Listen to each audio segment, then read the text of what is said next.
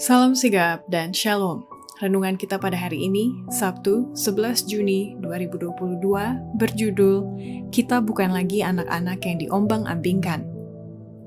Ayat intinya terdapat di dalam Efesus 4 ayat 14 dan 15. Sehingga kita bukan lagi anak-anak yang diombang-ambingkan oleh rupa-rupa angin pengajaran, oleh permainan palsu manusia dalam kelicikan mereka yang menyesatkan, tetapi dengan teguh berpegang kepada kebenaran, di dalam kasih kita bertumbuh di dalam segala hal ke arah Dia, Kristus, yang adalah Kepala. Pena Inspirasi menuliskan yang dimaksud dengan judul renungan kita pagi ini, kita bukan lagi anak-anak yang diombang-ambingkan, sebagai petunjuk bagi kita agar mengalami kasih Allah yang tiada bandingnya itu, dikarenakan yang lama sudah berlalu, dan supaya kita dengan penuh keberanian datang menghampiri tahta kasih karunia Allah adalah sebagai berikut. Pertama, cara agar supaya kita bukan lagi anak-anak yang diombang-ambingkan adalah kita mesti lebih rajin lagi mempelajari firman Allah agar kehidupan dan tabiat kita senantiasa diisi dan diilhami oleh pemikiran yang murni dan suci. Alasan mengapa orang-orang muda, bahkan mereka yang sudah dewasa, begitu mudah dituntun ke dalam pencobaan dan dosa, ialah karena mereka tidak mempelajari firman Allah dan merenungkannya sebagaimana seharusnya. Kurangnya kuasa kemauan yang teguh dan menentukan yang dinyatakan dalam kehidupan dan tabiat adalah sebagai akibat dari melalaikan ajaran kudus firman Allah.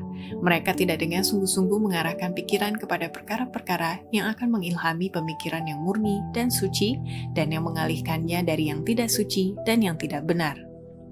Kedua, cara agar supaya kita bukan lagi anak-anak yang diombang-ambingkan adalah dengan menolak secara keras dan tegas praduga tersembunyi setan melalui kasih karunia Kristus.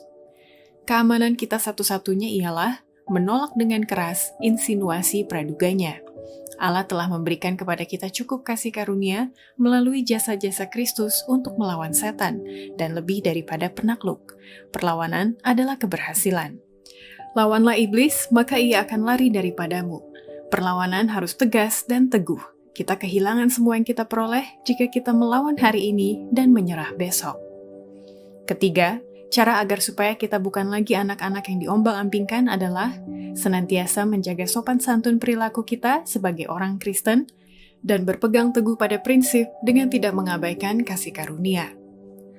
Paulus, walaupun teguh bagaikan batu kepada prinsip, namun ia senantiasa memelihara sopan santun. Ia bersemangat terhadap hal-hal vital dan tidak mengabaikan kasih karunia dan kesopanan yang diperlukan dalam kehidupan sosial. Umat Allah tidak menghilangkan umat manusia. Keempat, cara agar supaya kita bukan lagi anak-anak yang diombang-ambingkan adalah memilih jalan berdiri teguh di atas panggung kebenaran kekal dan mengorbankan segalanya bagi Kristus. Yesus, Juru Selamatmu yang mulia, sekarang memanggilmu untuk mengambil posisi berdiri teguh di atas panggung kebenaran kekal. Jika engkau menderita bersamanya, Ia akan memahkotaimu dengan kemuliaan dalam kerajaan-Nya yang kekal. Jika engkau rela mengorbankan segalanya bagi Dia, maka Ia akan menjadi Juru Selamatmu. Tetapi jika engkau memilih jalanmu sendiri, engkau akan mengikuti kegelapan sampai akhirnya terlambat untuk mendapatkan upah yang kekal. Demikianlah renungan kita pada hari ini. Kiranya Tuhan memberkati kita semua.